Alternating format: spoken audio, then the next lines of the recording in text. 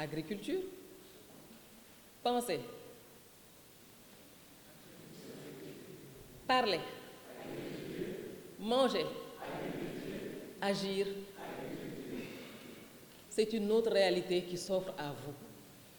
Vous pouvez vous inspirer des modèles existants, mais agir autrement, différemment, c'est une attente sociétale qui est très forte dans ce contexte que vous le savez. Un exemple de modèle est ici présent à la personne du parrain, le colonel Mohamed Moustapha Fall, que je vous demande d'applaudir à nous. Vous avez également un excellent modèle en votre sein. Il s'agit de votre directeur entrepreneur, M. Diédhiou.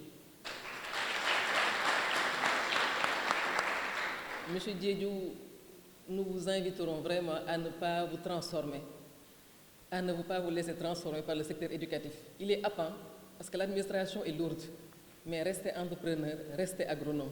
Nous avons besoin de ça. Plus que les savoirs et les savoir-faire, cette formation, chers élèves ingénieurs, vous apportera les savoir-être qui vous permettront d'appréhender votre futur métier avec professionnalisme, maturité, méthode et ingéniosité. Cet état d'esprit, c'est ce que nous encourageons au niveau du Fonds de financement de la formation professionnelle et technique, le 3FPT. En effet, depuis 2016, le Fonds de financement de la formation professionnelle et technique travaille main dans la main avec des établissements et des centres de formation tels que l'ENSA pour favoriser une formation qualifiante, certes, professionnalisante naturellement, mais humaine avant tout. Chers élèves ingénieurs de la 41e promotion de l'ENSA, il y a quelques années maintenant, j'étais à votre place, pas dans la même classe, ni dans le même parcours, parce que vous avez été cooptés ici grâce à un concours. Vous avez fait des entretiens, je demandais encore au président de repréciser ces aspects-là, donc vous ne déméritez pas.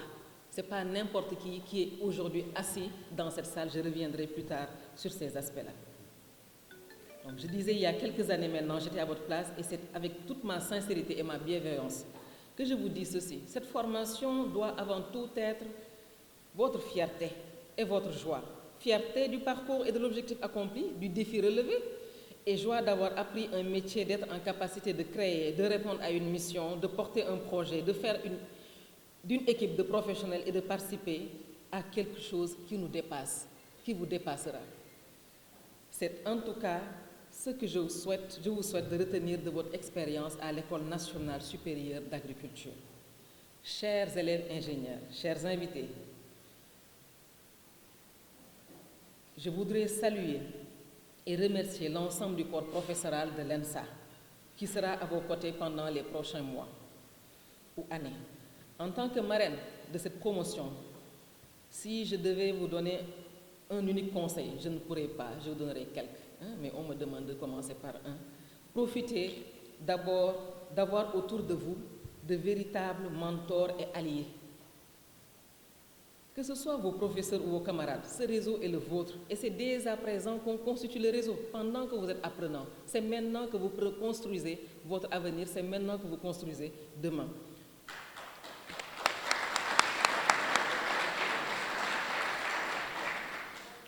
Votre ambition